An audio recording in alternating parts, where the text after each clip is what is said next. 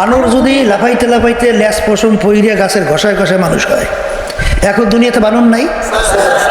এগুলো কি লাফায় না? সব সভ্য, সব ভদ্র হয়ে গেছে, একেবারে চুপচাপ। তাহলে আগে দুই একটা যদি লাফাইতে লাফাইতে ল্যাস পশম করে মানুষ, এখন দুই একটা হবে না কেন? কথা ঠিক না বেঠি? কোন যুগে, কোন দেশে, কোন জঙ্গলে, কোন তারিখে বানর লাফাইতে লাফাইতে মানুষ হয়েছে?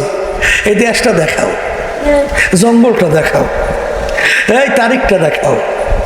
এর সম্পূর্ণ একটা মন গড়া অযৌক্তিক কথা, ঠিক না? আমি আমার ভাইদেরকে বলবো, ওরা সৃষ্টিকর্তা তালাশ করে পায় না, ঠিক না? আমি ওদেরকে বলবো যে আল্লাহ রাব্বুল আলামিন ভালো মন্দ বিবেচনা করার মতো শক্তি প্রত্যেকটা মানুষের দান করছে না? না করে নাই?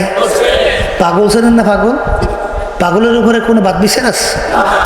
সব আছে, গুনাহ আছে, নামাজ আছে, রোজা আছে, কারোর চক্ষু নাই, হাত নাই, অঙ্গ প্রত্যঙ্গ নাই, তোর বাদ বিচার নাই কেন? তাহলে ওর জ্ঞান না থাকার কারণে ওর উপরে কোনো ধরপাকড় নাই, ঠিক কিনা?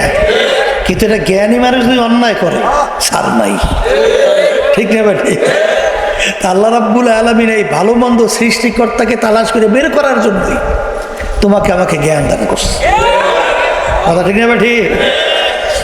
এই জ্ঞান পাওয়ার পরেও যারা নাকি সৃষ্টিকর্তা তালাশ করে পায় না, ওরা কুত্তার চেয়েও খারাপ। ওরা আবার আরেকটু বাইরে বলে, হুজুর সৃষ্টিকর্তা যদি একজন থাকি তাহলে তারে বানাইল কেডা? বোঝেন না? শয়তান তোর বসে থাকে না। এই আমি যদি বলে তাকে বানাইছে অমুকে, প্রশ্ন শেষ। আবার করবে না? হুজুর তাহলে তারে বানাইছে কেডা? বলছি তারে বানাইছে অমুকে, প্রশ্ন শেষ। আবার করবে না? আচ্ছা তাকে বানাইছে কে? তাকে বানাইছে প্রশ্ন শেষ কবে? একটু মুখ খুলে কথা বলো, শেষ আছে? কথা বলছো শেষ নাই, ব্যাপারটা কি? কলে ব্যাপার কিছুই না। কলে তা কি? কলে মানুষ বানাইছে কে? আবার কন মানুষের এই চিন্তা শক্তি ব্রেন দান করছে কেটা? এই ব্রেনের ভিতরে একটা সীমাবদ্ধতা আল্লাহ রাখছে না রাখে নাই? আমরা মানুষ সব বুঝি, আর একটু আসতে পারি, সব বুঝেন? কিছুই বুঝেন না। যদি বুঝতেনি আপনার ভিতরে রূপ আছে, আজ পর্যন্ত আবিষ্কার করতে পারছে? দেখছেন?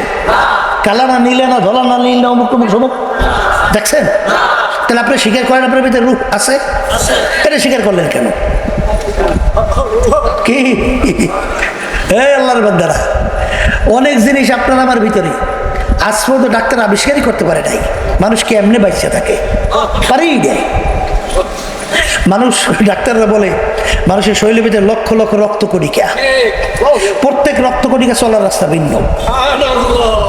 তা লক্ষ লক্ষ রক্ত কণিকা যদি থাকে, লক্ষ লক্ষ রাস্তাও তো আছে। প্রত্যেকটা রক্ত কণিকা 5 মাইল বেগে চলে। কয় মাইল? ডাক্তাররা বলতেছে একটা রক্ত কণিকা যদি রাস্তা ফেল করে, অন্য রাস্তায় ঢোকে, সঙ্গে সঙ্গে লোকটা মারা পড়বে। এই ক্ষেত্রে যাই তারা বলে মানুষ মইরে যাওয়া কোনো আশ্চর্য না, বাইসে থাকা হইলে আশ্চর্য। কথা ঠিক কিনা?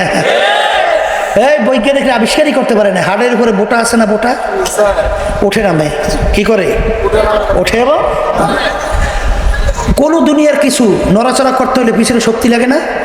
এই যেমন মাইক্রোফোন না লরিওস, এর পিছনে শক্তি আমার হাতের, হয়েছে কি হয় না?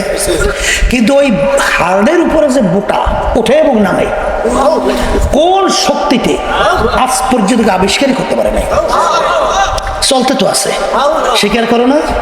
কথা কয় না। এই জন্য আল্লাহ বলছেন, অবিল আফাকি ওয়া ফি আনফুসিকুম আফালা তুবসিরুন। এ আমার বান্দা বান্দিরা, তোরা আমাকে তালাশ করার জন্য কোথাও উপরের জন্য দৌড়ে তোর নিজের দিকে তাকা, তাইলে আমার পরিচয় পাবি। কথা ঠিক না ভাই? ঠিক।